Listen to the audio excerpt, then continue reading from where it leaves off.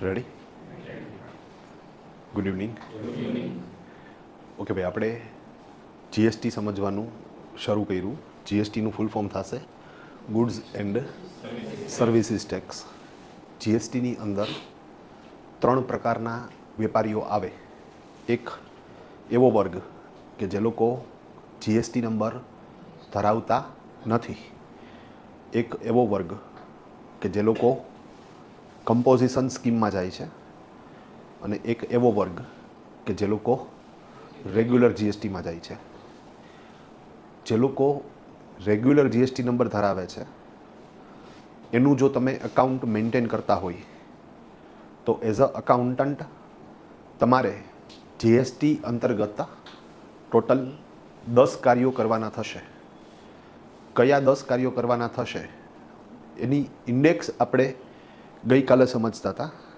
અહીંયા આપણે જે કાંઈ ડિસ્કશન કરવાના છીએ એ અત્યારે માત્ર જે લોકો રેગ્યુલર સ્કીમમાં છે એની જ કરવાના છીએ. કમ્પોઝિશન અને નંબર ન હોય એનું ડિસ્કશન બાદમાં કરીશું. તો ફાઇનલી જે 10 કામ કરવાના છે તેને આપણે નામ આપ્યું 10 કા દમ. રેડી? તો અહીંયા કયા 10 કાર્યો કરવાના એની ઇન્ડેક્સ આપણે ગઈકાલે સમજ્યા. અને આજથી આપણે એક્ટ મુજબ સમજવાની પ્રોસેસ ચાલુ કરવી છે. તો આપણે ગઈકાલે સમજ્યા કે ભાઈ સૌથી પહેલું કામ તમે ડિસાઇડ કરો કે પર્ટિક્યુલર ફોર્મ જીએસટીમાં આવે કે નહીં. તો એ ડિસાઇડ કેવી રીતે કરવું એ આજે સમજાવીશ. તેન આફ્ટર બીજા નંબર ઉપર તમારે જો એ પર્ટિક્યુલર ફોર્મ જીએસટી માટે એલિજિબલ છે તો જીએસટી નંબર એપ્લાય કરવાનો થશે. તો ઓનલાઈન જીએસટી નંબર એપ્લાય કેવી રીતે કરવો એ પ્રોસેસ આપણે આ ચેપ્ટરમાં સમજવાના છીએ.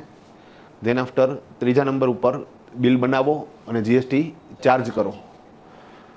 અહીંયા જો તમે જીએસટી નંબર લ્યો છો, જો તમે રેગ્યુલર જીએસટી નંબર લ્યો છો તો એવા કેસમાં તમારી ઉપર એક જવાબદારી આવે કે હવે તમારે માલનું વેચાણ કરતી વખતે કસ્ટમર પાસેથી જીએસટી ઉઘરાવવાનો અને કસ્ટમરને તમે જે બિલ પ્રોવાઈડ કરો એ બિલની અંદર જ તમારે જીએસટી ચાર્જ કરવાનો, મતલબ કે એડ કરવાનો. અહીંયા તમે મન ફાવે એવી રીતે જીએસટી ચાર્જ કરી શકતા નથી. તમારે એના માટે થઈને 3 નિયમો આવે. એક આવે પ્લેસ ઓફ સપ્લાય, એક આવે ટાઈમ ઓફ સપ્લાય અને એક આવે વેલ્યુ ઓફ સપ્લાય. એ 3 નિયમો ક્લિયર હોવા જોઈએ તો જ બિલમાં પ્રોપર જીએસટી તમે ચાર્જ કરી શકશો. ધેન આફ્ટર ચોથો મુદ્દો આવશે તમારો પરચેઝના બિલ વેરીફાઈ કરો. સિમ્પલ. તો પરચેઝના બિલ વેરીફાઈ કરવા છે. શા માટે? તો કે તમે આખા મહિના દરમિયાન જે જીએસટી કસ્ટમર પાસેથી ઉઘરાવેલો છે એ ઉઘરાવેલો જીએસટી તમારે પૂરેપૂરો ગવર્મેન્ટને આપવાનો નથી, પણ તમને ખ, રી અને દીની અંદર ભરેલો ટેક્સ બાદ મળે. પણ એ ક્યારે બાદ મળે? તો કે જો તમારા સપ્લાયરે તમને ટેક્સ ઇન્વોઇસ આપેલું હોય અને એ ટેક્સ ઇન્વોઇસમાં તમારો અને તમારા સપ્લાયરનો જીએસટી નંબર સાચો લખેલો હોય તો જ તમને ખરીદીમાં ભરેલો ટેક્સ બાદ મળે. તો આપણે જેવી ખરીદી થાય ત્યારે જ ચેક કરી લો કે આપણને જે બિલ મળ્યું છે એ પ્રોપર છે કે નહીં. મહિનો દિવસ પૂરો થઈ ગયા પછી જ્યારે જીએસટી કોમ્પ્યુટેશન ટેબલ બનાવો છો ત્યારે એ ચેક કરવાનો કોઈ મતલબ નથી. ખોટો ઝઘડો કરવો એના કરતાં બેટર કે માલ આવે ત્યારે જોઈ લ્યો, બરોબર નથી તો માલ ત્યારે ને ત્યારે પાછો આપી દો, અથવા એના માટે થઈને જે કંઈ કમ્પન્સેશન તમારે લેવાનું છે એ લઈ લ્યો. પણ એ ડિસ્કશન ત્યારે જ થઈ જશે. ઓલું વેગણી વી ગઈ પછી વાર્તા પૂરી થઈ ગઈ. ડન. ઓકે. હવે તો કે હવે તમે મહિનો પૂરો થઈ ગયો તો તમે માલ વેચાણ કર્યું ત્યારે કસ્ટમર પાસેથી જીએસટી ઉઘરાવ્યો. તો આ જે ઉઘરાવેલો જીએસટી છે એને આપણે બોલીએ છીએ આઉટપુટ જીએસટી. અને ખ, રી, દીની અંદર તમે જે જીએસટી ભરો છો એને કહેવાશે ઇનપુટ જીએસટી. તો અહીંયા આઉટપુટ જીએસટીમાંથી ઇનપુટ જીએસટી બાદ કરો એટલે તમને કેટલો જીએસટી ભરવાનો થાય એ ફિગર મળી જાય. તો આ જે પ્રોસેસ તમે કરો એ આપણું 5મું કામ છે, પ્રિપેર કોમ્પ્યુટેશન ટેબલ. ટેક્સની ગણતરી દર્શાવતું પત્રક. બહુ ઇઝી છે જીએસટી કેલ્ક્યુલેટ કરવું. હવે અહીંયા જે જીએસટી કેલ્ક્યુલેટ કર્યો એ તો આપણે કર્યો, તો આપણે નક્કી કર્યો ને આપણે ભરી આવી એમ ન હાલે. હવે જીએસટી કેલ્ક્યુલેટ કરશે કોણ? પોર્ટલ. પોર્ટલ ક્યારે નક્કી કરશે? તો કે જ્યારે પોર્ટલને તમે ડેટા આપશો. તો પોર્ટલને ડેટા દેવાની જે પ્રોસેસ છે એને આપણે બોલીએ છીએ જીએસટી રિટર્ન ફાઇલ કરવું. રિપીટ. પોર્ટલને તમે જે ડેટા આપો એને કહેવાય જીએસટી રિટર્ન ફાઇલ કરવું. તો જીએસટી રિટર્નમાં નોર્મલી 3 પ્રકારના રિટર્ન ફોર્મ આવે: GSTR1, GSTR2 અને GSTR3. GSTR1 for the outward taxable supplies, આપણી ભાષામાં બોલીએ તો વેચાણનો data. GSTR2 for the inward taxable supplies, આપણી ભાષામાં બોલીએ તો ખરીદીનો ડેટા. અને GSTR 3 monthly return form, basically જોવો તો 1 અને 2ની સમરી. 1 માટે આપણે તારીખ ગઈકાલ સેટ કરતા હતા, તો 1 માટેની તારીખ હતી 10, 2 કમ્પ્લીટ કરવાની તારીખ છે 15 અને 3 માટેની તારીખ છે 20.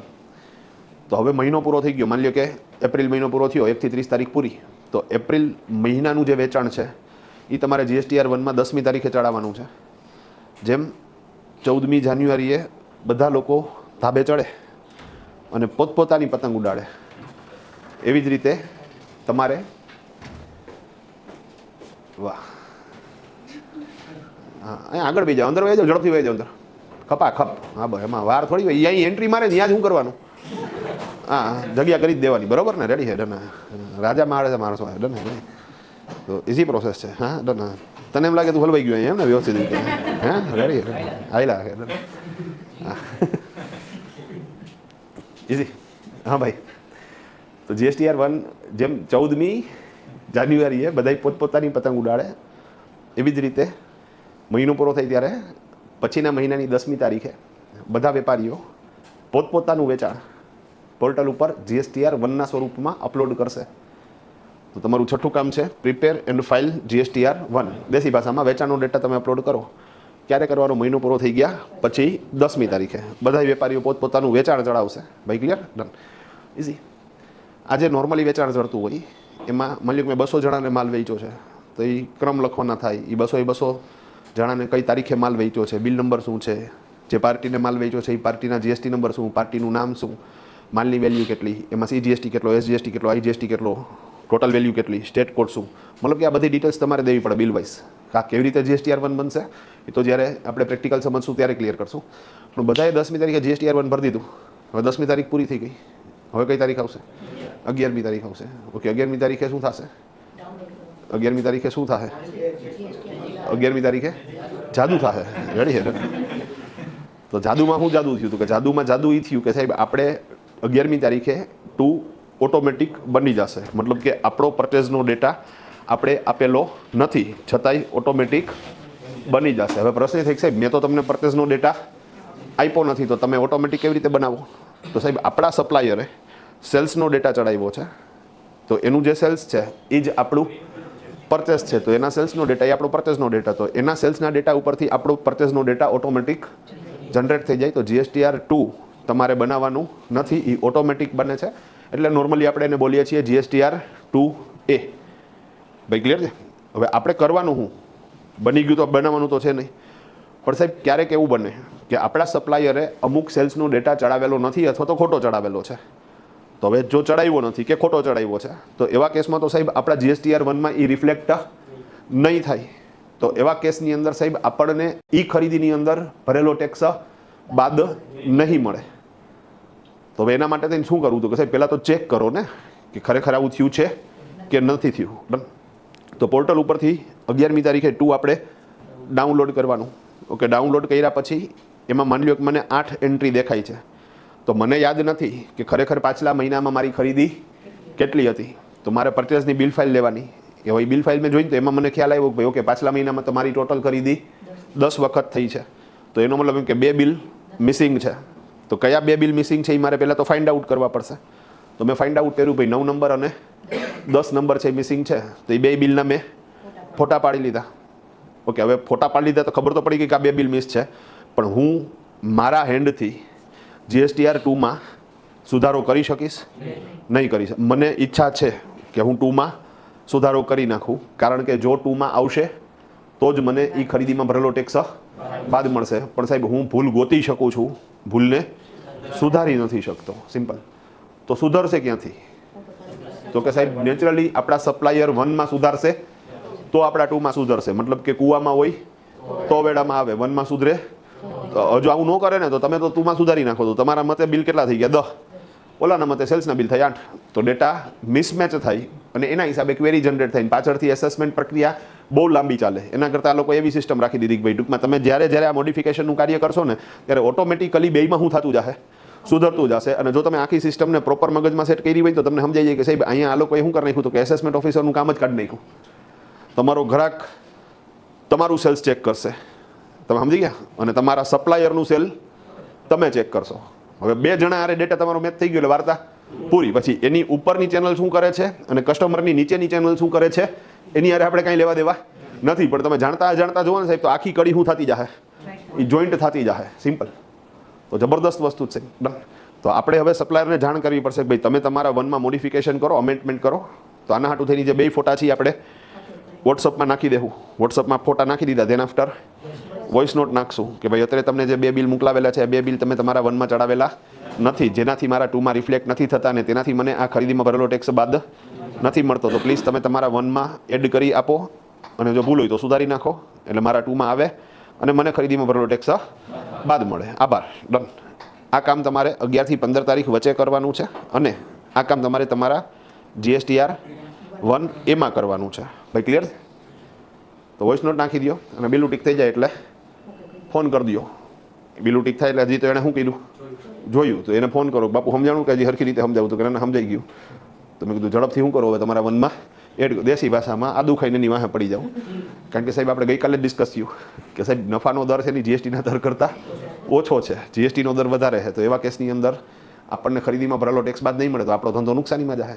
તો આ વસ્તુ મોસ્ટ IMP છે. હવે એ એના 1માં એડ કરી દેશે તો આપણા 2માં આવી જશે. તો અહીંયા તમે જુઓ સાહેબ, તો આપણું નેક્સ્ટ કામ કહ્યું તો કે 7મા નંબરનું download and verify GSTR 2. Verify કર્યું તો ખબર પડી કે ભાઈ 9મું 10મું બિલ નથી, તો એની જાણકારી તમે સપ્લાયરને આપો. તો 8મું કામ તમારું find differences and ask for changes to supplier. હાલો, એ ચેન્જીસ કરી નાખશે. હવે જેમ આપણે અહીંયા પ્રોસેસ કરી એમ આપણા કસ્ટમર પણ 11મી તારીખે GSTR 2 જોશે. હવે કસ્ટમરને દેખાણું ભાઈ એક બિલ ધર્મેશભાઈએ ચડાવ્યું નથી, તો એ તો આપણને કહે કે ભાઈ ધર્મેશભાઈ તમે તમારું 1 જ્યારે 10મી તારીખે તૈયાર કર્યું તો એમાં 9 બિલ ચડાવ્યા છે, 1 બિલ ચડાવ્યું નથી, તો તમે આ બિલને એડ કરી દો. તો આપણા કસ્ટમર આપણને આપણી આવી કોઈ પણ ભૂલ સૂચવે તો આપણે તરત જ એને રિએક્ટ કરવાનું છે. અહીંયા નો રિએક્ટનો કન્સેપ્ટ હાલતો નથી, ભાઈ ઇગ્નોર કરો. ડન. હા, તો અમુક જગ્યાએ રિએક્શનની જરૂરિયાત નથી ને અમુક જગ્યાએ છે. અહીંયા રિએક્ટ કરો, તરત જ એને મોડિફાઈ કરો અને ચડાવી દો. હવે આપણે આપણા 1 એમાં 11 થી 15 તારીખ વચ્ચે ચડાવવાનું થશે. એટલે આપણે જેવું અહીંયા 1માં ચડાવશું ને તરત જ એના 2માં રિફ્લેક્ટ થશે. આ રિયલ ટાઈમ પ્રોસેસ છે. ભાઈ ક્લિયર છે? બીજું, અહીંયા હું જે કંઈ તારીખો બોલું છું એ આજની છે, પણ તમે જ્યારે પ્રેક્ટિકલ ઇમ્પ્લિમેન્ટ કરો ત્યારે એ વખતે GSTની તારીખોમાં કોઈ ફેરફાર થયો હોય તો તમારે એ સંબંધિત અપડેટ રહેવું પડશે. હા, મોસ્ટ ઓફ કેસમાં એ લોકો બધી પ્રોસેસ સિમિલર જ રાખે, કારણ કે જો દર વખતે છાસવારે ફેરફાર થતા હોય તો એવા કેસની અંદર સાહેબ લોકોને એ પ્રોસેસમાં અનુકૂળતા ન આવે. તો એક રૂટીન સેટ કરવા માટે થઈને બહુ ઝાઝા ફેરફાર હવે થવાના ચાન્સીસ ઓછા છે. સિમ્પલ. હા, જે થવાના હતા અત્યાર લગીમાં થઈ ગયા છે. ડન. તો ઇઝી પ્રોસેસ. તો કસ્ટમરે જો આપણને કીધું છે તો 9મું કામ આપણું make changes for customer queries. ભાઈ ક્લિયર છે? અને લાસ્ટમાં સાહેબ ટેક્સ પે કરો. હવે અહીંયા પોર્ટલ કે એટલો ટેક્સ તમારે પે કરવાનો છે અને ધેન આફ્ટર તમને પોર્ટલ જ 3B તૈયાર કરી દેશે. 3B ફાઇલ કરી દો એટલે એ મહિનાનો કાર્યક્રમ પૂરો થઈ ગયો. તો લાસ્ટમાં pay tax and file GSTR 3B. Done. તો આપણે ગઈકાલે ઇન્ડેક્સ સમજ્યા. હવે તો કે હવે આપણે એક એક ટોપિક સમજવાનું શરૂ કરશું. ઓકે, હવે અહીંયા જે પ્રેઝન્ટેશન તૈયાર કર્યું છે ને એનો ખાલી કન્સેપ્ટ તમને સમજાવી દો એટલે તમે એની હારે એક રિલેટ થઈ શકો. હવે આમાં જે ટોપિક હું ભણાવીશ ને એ ટોપિક હાઇલાઇટ થઈ જશે. માની લો પહેલો ટોપિક લીધો તો પહેલો ટોપિક થઈ ગયો હાઇલાઇટ, અને હવે એ જ ટોપિક રિલેટેડ શું થશે? ડિટેલિંગ આવશે. ભાઈ ક્લિયર છે? પેલો પૂરો થઈ જાય તો બીજો હાઇલાઇટ થશે. મતલબ કે તમને ખબર પડશે કે ભાઈ તમે કયા ટોપિકે પહોંચ્યા છો અને એની જ વિગત અહીંયા આવશે. અહીંયા તમને હું જે મટીરિયલ આપવાનો છું એ મટીરિયલનું ડિઝાઇનિંગ યાદ રાખ્યું છે અને તમે જ્યારે વાંચશો ત્યારે તમને સીધું કનેક્ટ થશે કે ભાઈ ઓકે આ જે વિઝ્યુઅલાઇઝ કર્યું હતું આ એ જ વસ્તુ બુકમાં આવી છે. ભાઈ ક્લિયર છે આખી વાત? અને એટલે હું તમને લખવા નથી દેતો કે ભાઈ હું દઈશ એનાથી યાર તમે લખી નથી શકવાના. બીજું, અહીંયા તો મેં ખાલી કી પોઈન્ટ આપ્યા હોય, ઓલામાં તો મેં તમને ડિટેલિંગ આપ્યું હોય. તો જે મટીરિયલ છે એમાં ડિટેલિંગ વાળું મટીરિયલ છે. એ મટીરિયલ વાંચવાની મજા એ આવશે કે જે રીતે પ્રેઝન્ટેશન થાય છે એ જ રીતે તમને એ મટીરિયલ મળે છે. તો તમે તરત જ એની હારે રિલેટ થઈ શકશો. એને મજાની વાત એ કે એ જ ભાષામાં મળે છે.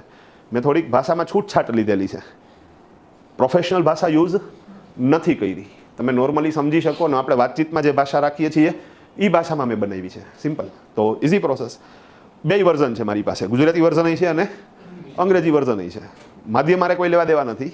મતલબ એ છે કે સાહેબ તમારો કન્સેપ્ટ ક્લિયર થવો જોઈએ. Easy process. તો આપણે એક એક ચાલુ કરીએ સાહેબ. તો પહેલો પ્રશ્ન કયો તો કે વોટ ઇઝ જીએસટી? અરે સાહેબ ખબર છે, ગુડ્સ એન્ડ સર્વિસીસ ટેક્સ. અરે ડેફિનેશન જે એક્ટમાં આપી છે એ એક્ટની ડેફિનેશન અહીંયા હું તમારી સામે ક્લિયર કરું છું. તો એક્ટમાં જે લખેલું છે જીએસટી એક્ટ 2017. હવે પ્રશ્ન એ થાય કે સાહેબ જીએસટીમાં કેટલા એક્ટ આવશે? ગણતા જજો. રેડી? ડન. એક આવે CGST act 2017.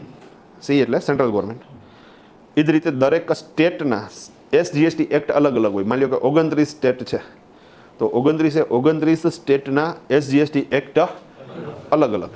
SGST act Gujarat 2017, SGST act Goa 2017. તમે સમજી ગયા? ડન. તો બધા એક્ટ અલગ અલગ. તો ટોટલ કેટલા થઈ ગયા સાહેબ? 30. ઓકે. એવી જ રીતે એક આવશે UT GST એક્ટ 2017. UT એટલે યુનિયન ટેરેટરી. ડન. તો જે SGST એક્ટ હોય એના જેવો જ UT GST એક્ટ છે. પણ UT GST ની અંદર માની લો કે 8 અલગ અલગ UT છે તો એ બધા માટે અલગ અલગ નથી બનાવ્યા, કારણ કે UT નું ટોટલ કંટ્રોલ છે એ તો સેન્ટ્રલ ગવર્મેન્ટ પાસે છે. તો એ બધા UT વચ્ચે એક જ એક્ટ બનેલો છે. ભાઈ ક્લિયર છે? તો ટોટલ કેટલા થઈ ગયા? 31. એક આવશે IGST એક્ટ 2017. તો થઈ ગયા 32. તો 32 એક્ટ હજી હા છે સાહેબ. એક આવશે કમ્પન્સેશન એક્ટ 2017, જેની આપણે ઓલરેડી ડિસ્કશન કરી ગયા છીએ. ભાઈ ક્લિયર છે? તો કેટલા થઈ ગયા? 33. એક આવશે એન્ટી પ્રોફિટરિંગ મેઝર એક્ટ 2017. એ એકચ્યુઅલી 2017 છે કે 18 છે એ મને યાદ નથી, પણ એ જ્યારે GST આવ્યો હતો ત્યારે નહોતો આવ્યો, એ પાછળથી આવ્યો હતો ટૂંકમાં. ભાઈ ક્લિયર છે આખી વાત? પણ અત્યારે છે. તો ટોટલ થઈ ગયા 34. તો 34 એક્ટ ભેગા થયા ને સાહેબ ત્યારે આ GSTનું માળખું કમ્પ્લીટ થયું. અને એક એક્ટ એવો છે કે જેમાં મોડિફિકેશન કર્યું એ લોકોએ, તો એ હતો ટ્રાન્સપોર્ટેશન એક્ટ. અને એની આપણે ડિસ્કશન કરી ગયા. આજે ઈ વે બિલનો કન્સેપ્ટ છે ને એ એકચ્યુઅલી કેમાં મોડિફિકેશન થયેલું છે? એ ટ્રાન્સપોર્ટેશન એક્ટમાં મોડિફિકેશન થયેલું છે. તો સાહેબ 35 એક્ટ ભેગા થાય ને ત્યારે આ GSTનું ગાડું હાલે. આ એક બે એક્ટથી નથી હાલતું. હવે અહીંયા તમને પ્રેશર ઈ ચડી જાય કે સાહેબ અમારે કયો એક્ટ ભણવાનો? તમારે એક જ ભણવાનો. કયો? તો કે CGST એક્ટ 2017. હા, IGSTનો કન્સેપ્ટ આખો આપી દઈશ. બાકી CGST જેવું જ SGST છે ને એવું જ UT GST છે. એમાં કોઈ જાજો ફેરફાર નથી. ભાઈ ક્લિયર છે આખી વાત? તો પ્રશ્ન એ થાય કે જો ફેરફાર નથી તો જાજો નહીં, થોડો કોઈ નથી. ક્યાં ફેરફાર એ ખાલી કહી દઉં તમને સાહેબ. અહીંયા લખ્યું હોય CGST એક્ટ 2017. તો એક્ટમાં માની લો 10,000 પેજનો એક્ટ હોય તો ઓલો 10,000 પેજનો જ હોય. આમાંય ચાર્જિંગ સેક્શન 9 હોય તો આમાંય ચાર્જિંગ સેક્શન 9 જ હોય. તમે સમજી ગયા? ખાલી અહીંયા શું કર્યું હોય તો કે CGST એક્ટ 2017 નું નામ રિપ્લેસ કર્યું અને એની બદલે SGST act Goa 2017, SGST act Gujarat 2000. તો ખાલી નામ જ શું કહી રહ્યા એ લોકોએ? કાં તો કે ફોર્માલિટી માટે આ જરૂરી હતું. બાકી પ્રેક્ટિકલી તમે જુઓ તો સાહેબ એક્ટ બદલે કે એની અંદરની ક્લોઝ બદલે કે એના કોઈ નિયમો બદલે તો GSTનો પ્રેક્ટિકલી કોઈ મતલબ જ નથી. કારણ કે GST તો one nation one tax regime વાળું કામ છે. તો બધાય દેશમાં બધાય રાજ્યોમાં સરખું જ લાગુ પડવું જોઈએ. તો સરખું ક્યારે લાગુ પડે? જ્યારે બધી સેક્શન બધી જ નિયમો સરખા હોય. તો આ તો ખાલી હું સ્ટેટ ગવર્મેન્ટના ઘણા બધા ટેક્સીસ રદ થયા તો એક ફોર્માલિટી હાટું વિધાનસભામાં તમારે શું કરવું પડે? એક્ટ પાસ કરવો પડે એટલા હાટું. ઓકે. આ જાણકારી શું કામ જરૂરી છે? આ જાણકારી એટલા માટે જરૂરી કે જે CA ના સ્ટુડન્ટ હોય એ લોકોને GSTનું પેપર આવે. હવે એમાં ડિસ્ક્રિપ્ટિવ હોય ને સાહેબ, તો એની અંદર એને ક્વેશ્ચન આવે કે ભાઈ describe charging section 9 as per SGST act Goa 2017. ઓલો ટેન્શનમાં એ કે ગોવાનો એક તો વાંચ્યો નથી. અરે ભાઈ CGST તો વાંચ્યો ને? તો કે એમાં ચાર્જિંગ સેક્શન કઈ હતી? તો કે આવડી. તો કે એક કામ કર ભાઈ, જવાબ લખ. હવે એમાં તમારે ખાલી CGST એક્ટ 2017 કાઢીને શું કરવાનું?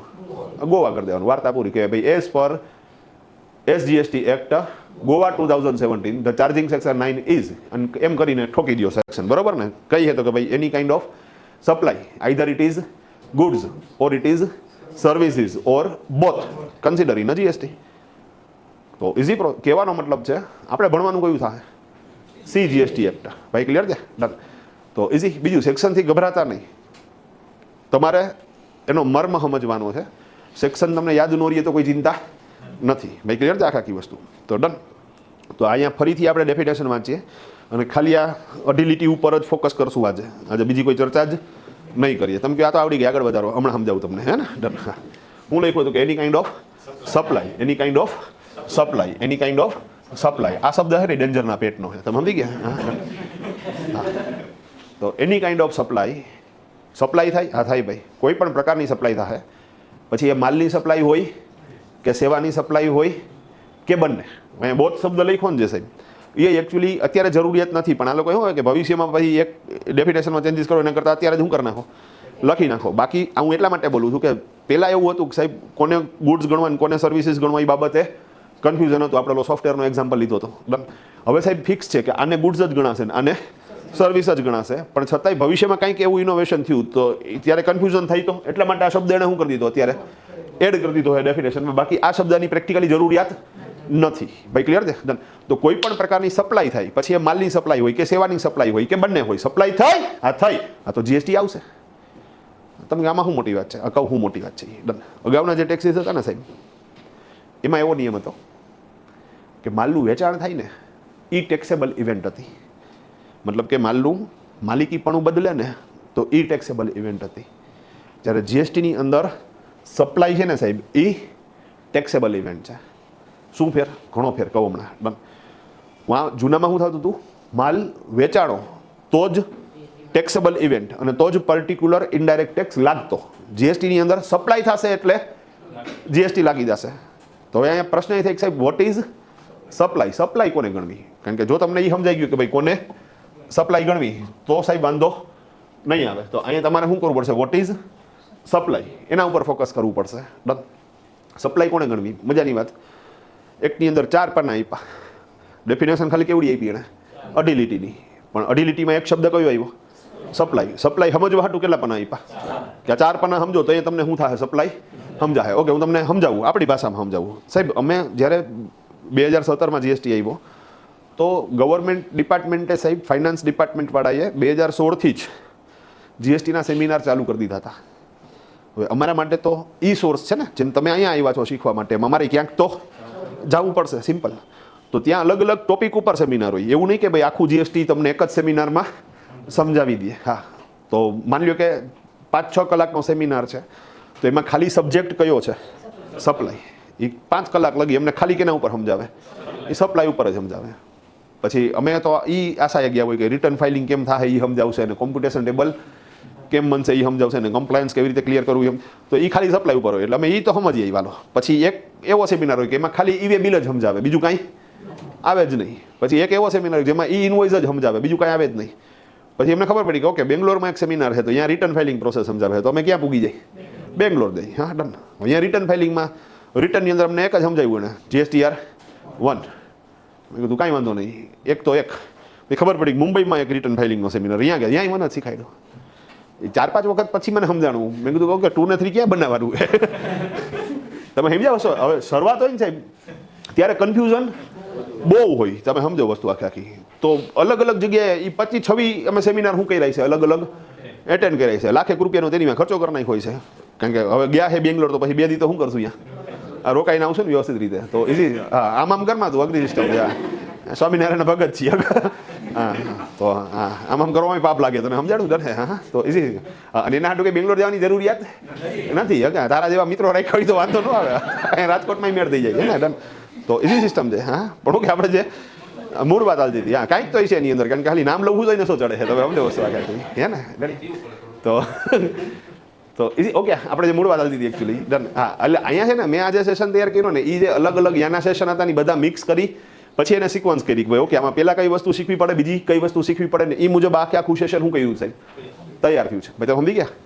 ખાલી 2 ડાઉનલોડ કરી અને એને રિકન્સિલેશન કરવાની પ્રક્રિયા છે. તો એનું એક આખું અલગથી સેશન હોય. તમે સમજો વાત. અને ઓકે, એ અમારા માટે તો બેસ્ટ વસ્તુ થઈ ગઈ. કારણ કે અલગ અલગ વસ્તુઓ ડિટેલમાં શું થઈ ગઈ, એક્સપ્લેનેશન આવી ગયું. સાથે સાથે પછી અમે ડિસ્કશન કરીએ. હું દર્શન સર બેઠા હોય તો હા અમે ડિસ્કશન કરીએ કે ઓકે આ વસ્તુ આવી છે તો એ શું કામ છે ભાઈ. બીજું એક્ટ વાંચવાની ટ્રાય કરો ને સાહેબ તમે, તો એમાં ભેગું જ ન થાય. કારણ કે એટલી બધી ટિપિકલ લેંગ્વેજ હોય. અને આ લોકો એટલે જ સાહેબ આજે નવો એક્ટ ઇન્કમ ટેક્સની વાત કરું તો ન્યૂ ઇન્કમ ટેક્સ બિલ આવશે. તો ન્યૂ ઇન્કમ ટેક્સ બિલમાં બહુ ઝાઝા એવા ફેરફાર નથી, પણ ખાલી એ લોકો મેઇન ફેરફાર શું કરવાના છે તો કે લેંગ્વેજ ઇઝી કરી નાખશે. હા, બાકી નિયમ તો સાહેબ જે 25-26માં હતા એ જ કન્ટિન્યુ છે ને, એમાં ક્યાં કાંઈ ફેરફાર થયા? તો નિયમ તો એ જ રહ્યા. ખાલી અમારા માટે મતલબ કે ઇન્કમ ટેક્સના જે વકીલો છે એના માટે થઈને સાહેબ સરળ થઈ ગયું. એને જે આન્સર દેવાના હતા તો એની અંદર જે ટિપિકલ લેંગ્વેજ યુઝ થતી હતી એની બદલે હવે શું થઈ જશે? સોફ્ટ લેંગ્વેજ આવી જશે કે નોર્મલી બધા લોકો એને શું કરીએ કે પ્રોપર સમજી શકે. તો ડન. તો અહીંયા સપ્લાય શું છે સાહેબ? માલનું વેચાણ છે ને એ તો સપ્લાય છે જ. રિપીટ, માલનું વેચાણ છે એ તો સપ્લાય છે જ. પણ સાથે સાથે તમે સ્ટોક ટ્રાન્સફર કરો છો, તમે સ્ટોક ટ્રાન્સફર કરો છો તો એ સપ્લાય ગણાય. સાહેબ તમારા 2 ગોડાઉન છે, એક ગોડાઉનમાંથી તમે બીજા ગોડાઉનમાં માલ નાખો, તમે ક્યાં વેચો નથી, તોય શું થાય? એમાં જીએસટી આવશે. તમે સમજી કે હા અહીંયા મનમાં હવે ઘણા બધા પ્રશ્નો ચાલુ થઈ જાય આવવાના કે તો કોસ્ટિંગ વધી જાય નામને તેમને. તો એ અત્યારે મનના પ્રશ્નો એમને રાખજો, કાંઈ કોસ્ટિંગ વધે નહીં. કેવી રીતે ન વધે એ તો જ્યારે હું તમને ટેકનિકલી સમજાવીશ ત્યારે સમજાશે. અને ઓકે, દરેક જગ્યાએ હું તમને એમાઉન્ટના એક્ઝામ્પલ આપીશ. ટૂંકમાં કોઈ એક્ઝામ્પલ લઈશ તો આપણે એક કેસ સ્ટડી લેવું, એમાં એમાઉન્ટ રાખીશ, એ પાછી એકદમ સરળ, ટૂંકમાં લાખ ને 2 લાખ ને એવી જઈશે. ટૂંકમાં આપણે 58,774 બોલશું જ નહીં કોઈ દી. હા, કારણ કે કન્સેપ્ટ સમજાવવો છે, મારે મેથ્સ ભણાવવું નથી, ઇઝી. તો એ રીતે સમજવું. પણ ઓકે, ફરીથી માલનું વેચાણ છે એ તો સપ્લાય છે જ, તો ત્યાં તો ટેક્સ લાગશે જ. સાથે સાથે તમે સ્ટોક ટ્રાન્સફર કરો છો તો એ એક પ્રકારની સપ્લાય છે. હા સાહેબ, બરોબર છે. એ સિવાય તો કે સાહેબ બાર્ટર સિસ્ટમ. બાર્ટરનો મતલબ થશે વિનિમય પ્રથા. બાર્ટરનો મતલબ વિનિમય પ્રથા. ડન. ઓકે, માની લો કે ભાઈ ખેતી કરે છે તો હું એની પાસેથી અનાજ લઈ આવું છું અને હું નામું લખું છું, તો હું એનું નામું લખી દઉં છું. એ મારી પાસેથી અનાજના પૈસા નથી લેતા, હું એની પાસેથી નામાના પૈસા નથી લેતો. તો આજે બાર્ટર સિસ્ટમ છે, વિનિમય પ્રથા છે, સાટા પદ્ધતિ આપણે બોલીએ, તો એ એક પ્રકારની શું ગણાશે? સપ્લાય ગણાશે. ડન. વાં કેવું થતું સાહેબ, હવે એણે મને શું કર્યું? અનાજ આપ્યું, મેં એને નામું લખી દીધું, તો ફાઇનલ આર્થિક વેલ્યુએશન કેટલું થયું? 0. તો સરકાર કે કાં તો ખોટું થયું, મેં કોકનું નામું લખ્યું હોત ને ત્યાંથી મને પૈસા મેળવ્યો તો સરકારને જીએસટી મળત ને. આને પોતાનો માલ ક્યાંક બીજે વેચ્યો હોત તો એમાં જીએસટી જો ઉઘરાવ્યો હોત તો સરકારને મળત ને. તો આ તો એકચ્યુઅલી કે ડ્યુઅલ સપ્લાય થઈ. એણે મને સપ્લાય આપી, મેં એને સપ્લાય આપી, તો ખરેખર તો અહીંયા સરકારને 2 વખત ટેક્સ મળવો જોઈએ, એની બદલે 0 વખત ટેક્સ મળે છે. તો સાહેબ કે બાર્ટર સિસ્ટમને આપણે શું કરશું સાહેબ? સપ્લાયમાં કન્સિડર કરશું. હવે અહીંયા ઘણા બધા વિદ્યાર્થીઓને એ પ્રશ્ન થાય કે સાહેબ બાર્ટર સિસ્ટમ તો બહેનજો દડો વખતે હડપ્પા વખતે હતી, અત્યારે ક્યાં બાર્ટર સિસ્ટમ છે? અત્યારે તો બધું નાણાકીય મૂલ્ય જ છે. ના, એવું નથી સાહેબ. ખરા અર્થમાં ઘણી બધી એવી મોટી મોટી જગ્યાઓએ બાર્ટર સિસ્ટમ ચાલુ છે. હું તમને એક્ઝામ્પલ આપું સાહેબ. ડન. મારો એક મિત્ર છે ને સાહેબ, એ પોતે કેજ બનાવે છે. બેરિંગ હોય ને, બેરિંગ, તો બેરિંગની અંદરની પ્રોડક્ટ કહેવાય. એકચ્યુઅલી બેરિંગ છે ને એ 3 વસ્તુથી બને. ઉપર હોય ને કેપ હોય, એ હાર્ડ સરફેસ હોય, પછી અંદર કેજ હોય, એ એનાથી થોડીક નાની સાઇઝ હોય અને એમ જારીવાળી હોય, અને એની ઉપર અહીંયા રોલર ફિટ થાય, પછી અહીંયા જારી ઉપર ઓલા રોલર નાખી દે, એની ઉપર ઓલી કેપ ફિટ કરી દે, એટલે આ શું થાય? આમ ફરે. તો આ બેરિંગમાં એ કેપ નથી બનાવતો, એ રોલર નથી બનાવતો, એ ખાલી શું બનાવે? એ કેજ બનાવે. તમે સમજી ગયા છો આખી? હવે સાહેબ મજાની વાત, એ કેજ વેચે કોને? તો કે માની લો કે કોઈ બેરિંગની કંપની છે, માની લો કે રોલેક્સ કંપની છે બેરિંગની, બરાબર? તો એ રોલેક્સ વાળાને શું કરશે? એ કેજ વેચશે. હવે મજાની વાત એ કે રોલેક્સ વાળો બેરિંગ બનાવે છે, તો એ બેરિંગમાં કેજ નથી બનાવતો, એ શું બનાવતો હોય છે? ઓલી કેપ અને છરા બનાવે અને કેજ આની પાસેથી લઈ લે. પણ એની પ્રોડક્ટની ક્વોલિટી સરખી રહે ને અને રો મટીરિયલ સરખું રહે ને, એટલા માટે થઈને રોલેક્સ વાળો આને કેજ બનાવવાનું રો મટીરિયલ આપે. તમે સમજ્યા? હવે એને કેજમાં શું જોઈતું? કે એને જોઈએ પતરું. તો દેશી ભાષામાં કહું તો અમારો ભાઈબંધ રોલેક્સ વાળા પાસેથી પતરું પરચેસ કરે છે અને રોલેક્સ વાળાને કેજનું વેચાણ કરે છે. તમે સમજી ગયા ને? તો એક રીતે જો તો શું થયું? બાર્ટર સિસ્ટમ જ થઈ ને. તમે સમજ્યા વસ્તુ આખી? ડન. એક રીતે તો બાર્ટર સિસ્ટમ થઈ. ઓકે, એવી જ રીતે સાહેબ તમે જુઓ તો સોની છે ટૂંકમાં, તો એ ઓલું બંગાળી કારીગરો પાસે મજૂરી કામ કરાવે, તો એ મજૂરી કામના કાંઈ પૈસા નથી દેતા. ઘણા ખ્યાલ છે શું આપે છે? સોનું. માની લો કે એને 24 કેરેટનું સોનું આપ્યું હોય, દાગીનો બહીનો 22 કેરેટનો, તો બાકીનું 2 કરોડ ઓલો શું કરી લે? એના મજૂરી પેટા લઈ લે. મતલબ કે એને કાંઈ બીજું દેવાનું થતું નથી. તો આ એક પ્રકારનું શું થયું? આ બાર્ટર થયું. તો સાહેબ તમને એવું લાગતું હોય કે ભાઈ આપણા રૂટીન ટ્રાન્ઝેક્શન્સમાં બાર્ટર નથી, તો એવું નથી. હા, બાર્ટર છે આપણી સિસ્ટમમાં. ડન. પણ આ રીતે છે. હવે મોટી મોટી કંપનીઓ સાહેબ બાર્ટર સિસ્ટમથી જ શું કરે છે? કામ કરે છે. તો અહીંયા પહેલાં શું થતું સાહેબ?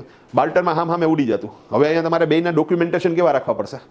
અલગ અલગ રાખવા પડશે. મતલબ કે તમે રોલેક્સ વાળા પાસેથી પતરું લીધું, એનું અલગ ડોક્યુમેન્ટેશન, એ અલગ સપ્લાય ગણાય, એના ઉપર અલગ જીએસટી. અને તમે એને કેજ વેચી, એ અલગ સપ્લાય ગણાય, એનું અલગ ડોક્યુમેન્ટ, એના ઉપર અલગ જીએસટી મળે. તો બાર્ટર સિસ્ટમ ઉપર જીએસટી સમજાઈ ગઈ? ડન. તો ઓકે, તમે માલનું વેચાણ કરો છો, એ તો સપ્લાય છે જ. સાથે સાથે સ્ટોક ટ્રાન્સફર થાય, એ સપ્લાય છે. સાથે સાથે બાર્ટર સિસ્ટમ છે, એ સપ્લાય છે. સાથે સાથે એક્સચેન્જ ઓફર, જૂનું ટીવી આપો, નવું ટીવી લઈ જાઓ. ઘણા બધા કેસમાં તમે જોશો સાહેબ, સોનીની જે દુકાનો છે, તો જૂનું ઘરેણું બૈરાવને ન ગમે ભાઈ કે ડિઝાઇન આઉટડેટેડ થઈ ગયું, તો અહીંયા આપી આવે ને નવું ઘરેણું લઈ આવે. તો આ ખરેખર એક્સચેન્જ ઓફર એ શું થઈ ગયું સાહેબ તમારા માટે? ડ્યુઅલ સપ્લાય થઈ ગઈ.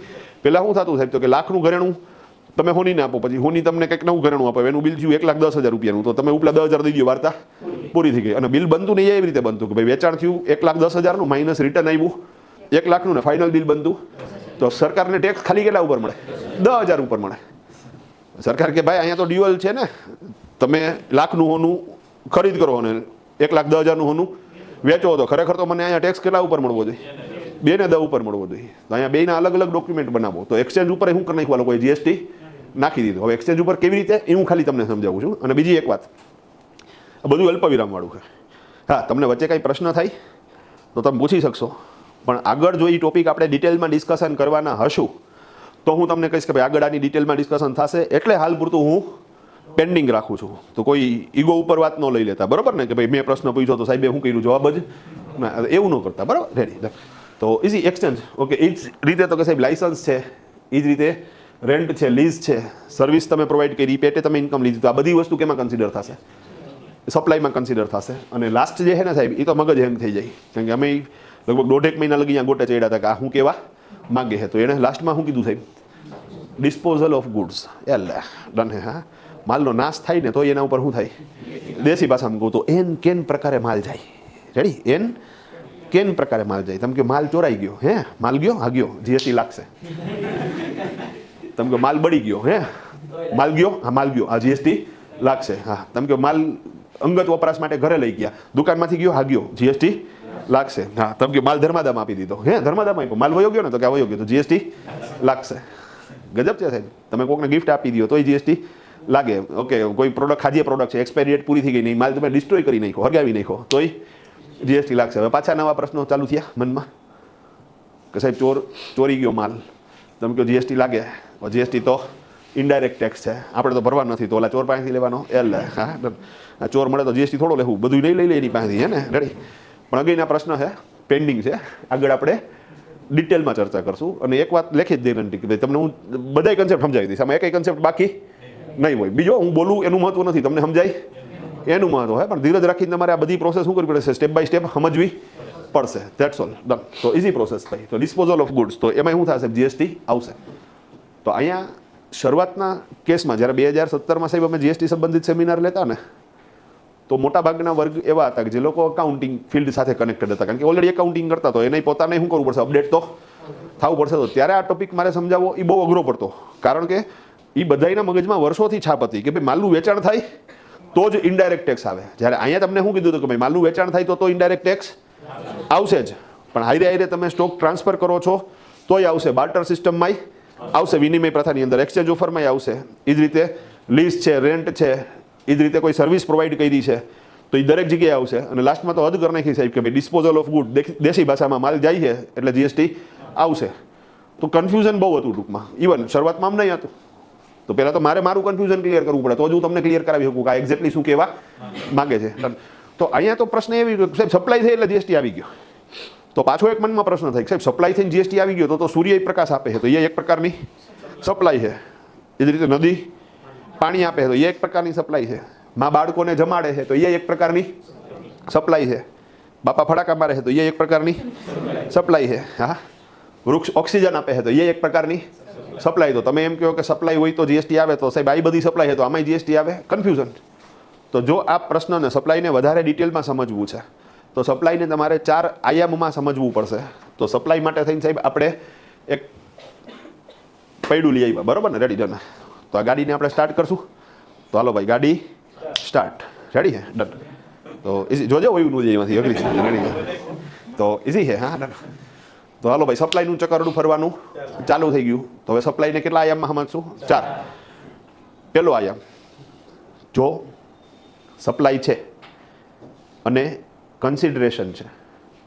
જો સપ્લાય છે અને કન્સિડરેશન છે તો જીએસટી આવે.